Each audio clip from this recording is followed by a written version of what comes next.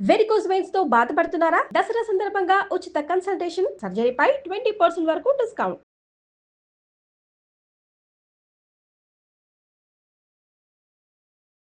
నమస్తే అమ్మా.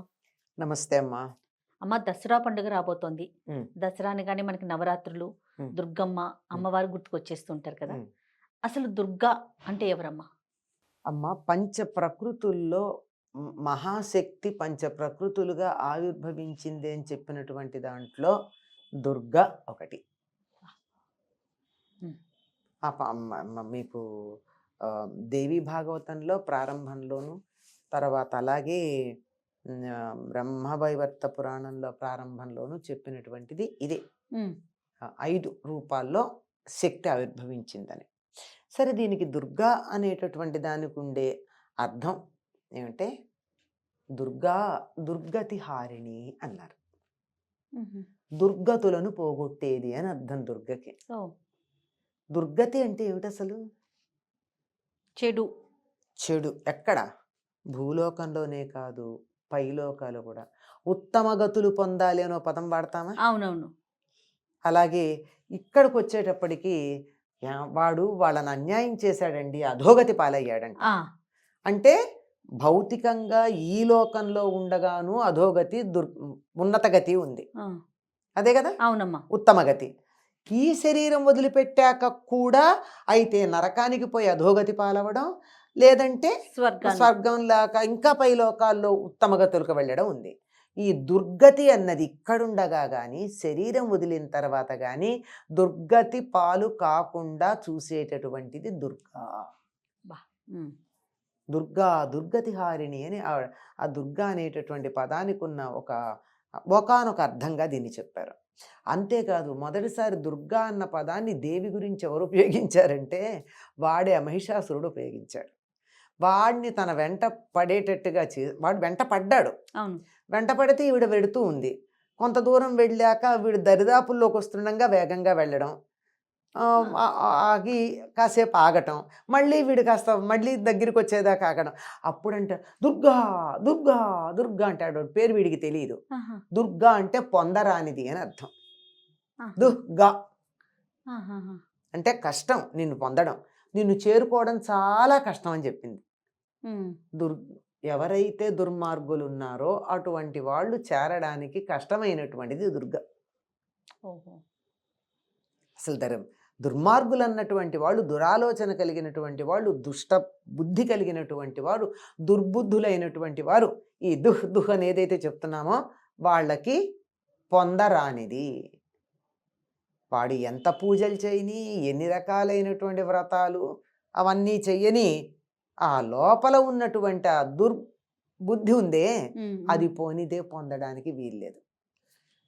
అది దుర్గా అన్నటువంటి పదానికి ఉన్నది. ఇంకొకటి ఏమిటంటే, అసలు ఎవరికి కూడా అందుబాటులో లేని, ఎవరికి చేతకాని, ఎవరు అది కూడా పొందటమే, చెయ్యలేనటువంటి గమనం కలిగింది. ఏమిటి ఆ గమనం? ఆవిడ గతి ఏమిటి? ఆవిడ నడక ఎట్లాంటిదంటే, ఆవిడ ఏదైతే ప్రవర్తింప చేస్తోందో దాన్ని పొందడం ఎవరికి కాదు. ఏమిటది అంటే, ఈ సృష్టిని అంతా తయారు చేసింది. ఈ సృష్టిలో ఎన్ని బ్రహ్మాండాలు ఉన్నాయి. ఎన్ని బ్రహ్మాండాల్లోనూ ఎన్నో పాలపుంతలు ఉన్నాయి. ఈ పాలపుంతల్లో ఎంతమందో సూర్యుళ్ళు ఉన్నారు.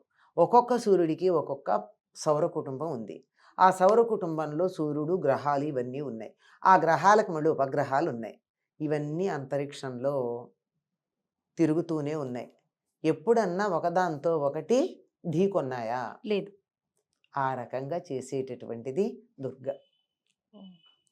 ఈ సృష్టి అంతా కూడా ఎటువంటి ఇబ్బంది లేకుండా చాలా చక్కగా, ఇంకెవరూ కూడా చెయ్యలేనంతటి లోతుగా, చాలా డీటెయిల్డ్గా, పర్ఫెక్ట్గా చేసినటువంటిది దుర్గ. ఈ సృష్టి వ్యవహారాన్ని అంతా అంత గొప్పగా నడిపినటువంటిది అని. అందుకే ఈ దుర్గా అనేటటువంటి పేరు ఆవిడికి ఇలా వాడు అనడమే కాకుండా మరొక రకంగా కూడా ఈవిడికి పేరు వచ్చింది అని చెప్తారు. ఎట్లాగంటే, దుర్గమాసురుడు అనేటటువంటి రాక్షసుడిని సంహరించింది.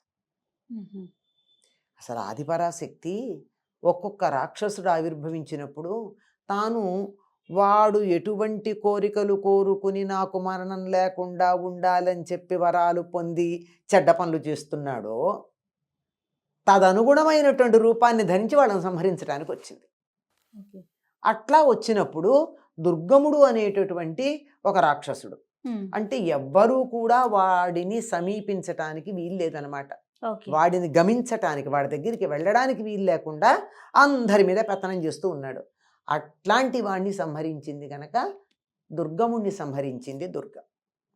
ఇంకొక సందర్భంలో దుర్గుడు అనేటటువంటి వాడిని సంహరించింది. అప్పుడు కూడా దుర్గ.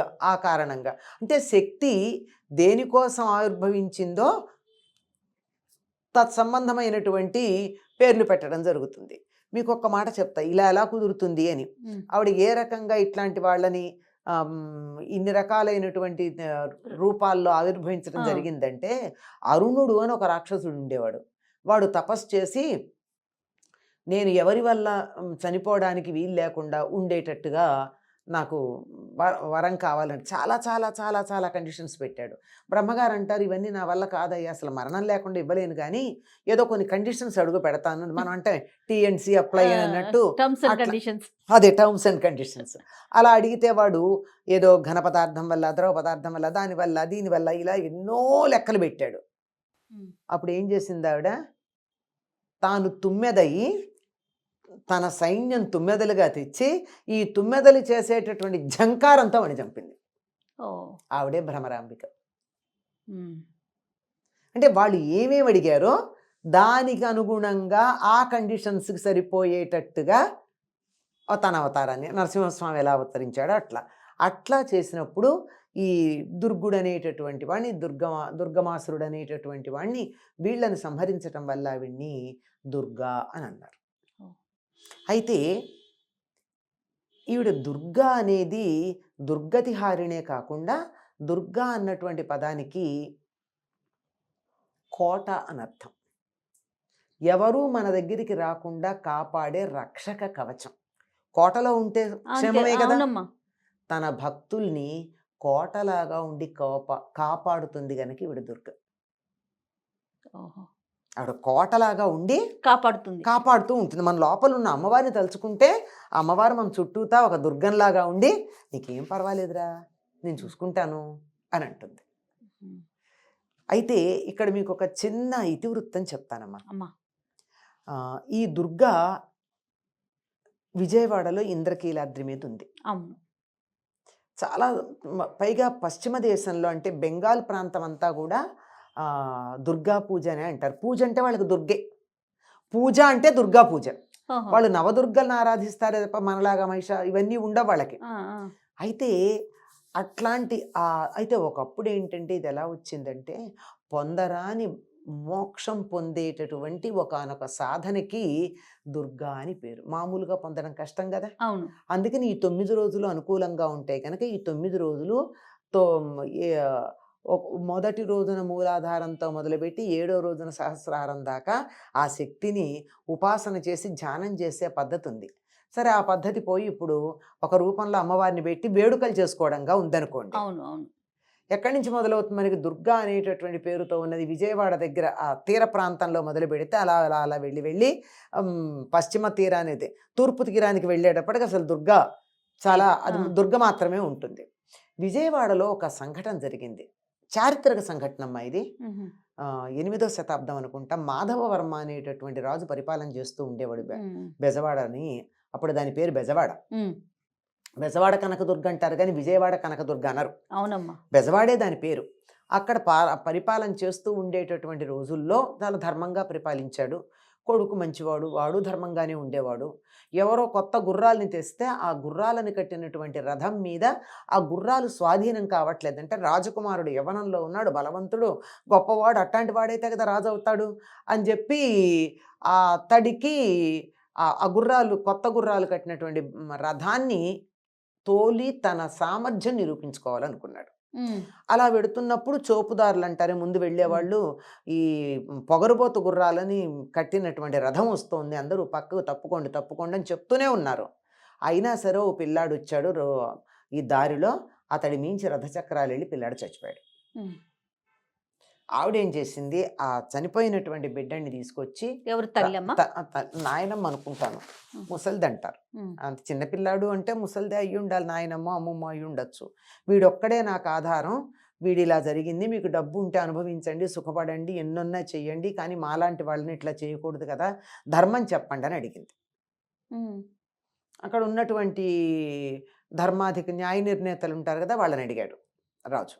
అడిగితే మామూలుగా అయితే ప్రాణానికి ప్రాణమే గనక ఈ పని చేసినటువంటి వాళ్ళని చంపేయటమే, మరణశిక్ష విధించాలి. కానీ చేసింది రాజకుమారుడు, అందులో ఇది పొరపాటునే జరిగింది తప్ప కావాలని చేసింది కాదు, ఇది తప్ప అసలు రాజకుమారుడు చాలా ధర్మ మార్గంలోనే ఉన్నాడు కనుక, పైగా ఒక్కడే రాజు కొడుకు కనుక ఇంకేదన్నా శిక్ష వేసి మరణశిక్షని పక్కకు పెట్టమన్నారు. రాజు ఎవ్వరికైనా ఒకటే నియమం అన్నాడు. ఎవ్వరికైనా ఒకటే నియమం అని చెప్పి అక్కడ కూర్చుని ఈ ముసలమ్మ తాలూకు బాలుణ్ణి అశ్రద్ధగా రథం నడిపి చంపిన కారణంగా ఇతడికి మరణదండని విధించటమైనది అని చెప్పి శాసనం రాశాడు. రాసి సింహాసనం దిగి భోరుని ఏడిచాడు. సింహాసనం మీద కూర్చున్నటువంటి వాడు రాజు, దిగినవాడు తండ్రి. అయ్యింది. సంధ్యా సమయంలో ఉరి తీసేశారు, మరణశిక్ష ఉరి తీశారు. అతను అటు పక్కకి తిరిగి, ఏ పక్కన ఉరి తీస్తున్నారో ఆ పక్కకి తిరిగి బోరుని ఏడుస్తూ ఉన్నాడు. ఆ సమయానికి 2 గడియల పాటు బెజవాడ నగరం అంతా బంగారు వర్షం పడింది. ఎందుకంటే రాజు అంత ధర్మ మార్గంలో ఉన్నాడు. నా కొడుకు పరాయివాడు అనేటటువంటి భేదం చూడకుండా అప్పటి నుంచి కనకదుర్గ అనే పేరు వచ్చింది విజయవాడలో ఉన్న అమ్మవారికి. ఎంత అద్భుతమైన ఇది చారిత్రక సత్యం, పురాణాల్లో లేదు. 8వ శతాబ్దంలో మాధవవర్మ అనే రాజు పరిపాలన చేశాడు. జరిగిన విషయం. సో అప్పటి నుంచి కనకదుర్గ అన్న పేరు వచ్చింది.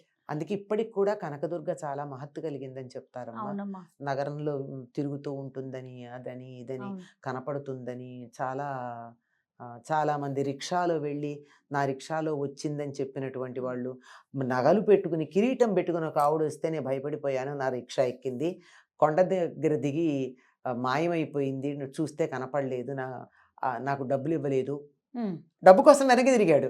అడిగితే వాడేం దుర్బుద్ధున్నవాడు కాదు.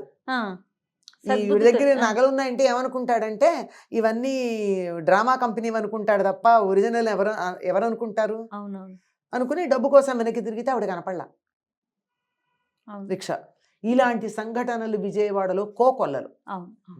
అంత ప్రత్యక్షమైనటువంటి అమ్మవారు దుర్గాదేవి. నమస్తే.